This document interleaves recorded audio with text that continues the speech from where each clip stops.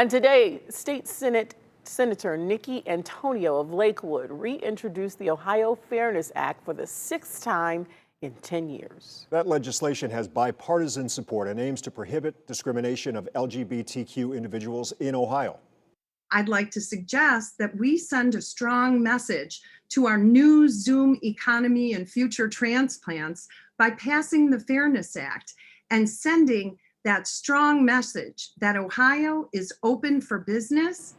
And this year, the Ohio Realtors Association became one of the first in the country to form a partnership that hopes to promote home ownership with that community. In this News 5 original, Homa Bash shows us why this is such a big step.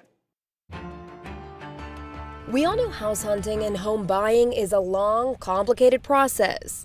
And for Rebecca McMillan and Sandra Cassidy, having a gay realtor and a gay lender actually made the process go that much smoother. Having someone have that understanding and ask the right questions, to me, was very beneficial. I agree. I mean, I don't think we even knew what we could or could not do together, legally. Currently, neither federal nor state laws in Ohio prohibit housing discrimination on the basis of sexual orientation. That means things like this can and do happen. Because we're not protected class, a buyer, and it's happened where they refuse to sell a house to a lesbian couple. In fact, Ohio is one of 27 states where the LGBTQ community is not a protected class. And that's not for lack of trying. A bill in the Ohio legislature known as the Ohio Fairness Act has been shot down several times over the years, despite having widespread backing from businesses and the public. And we thrive for inclusion, and that's a great term.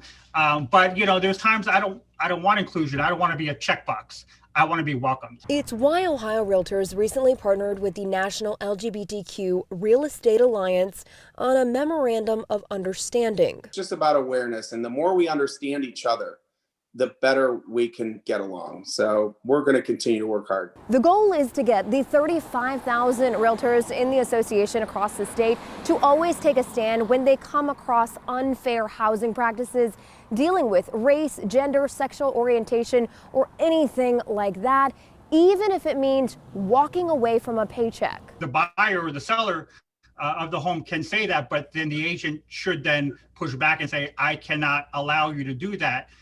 Or if you choose to, then I can no longer represent you. And for couples like Sandra and Rebecca, there is comfort in knowing protections are in place. Hopefully, these changes will make us all feel safer. Homa Bash, News 5. Now, as for the Ohio Fairness Act, Senator Nikki Antonio says she's hopeful it could get traction with the new General Assembly now in place.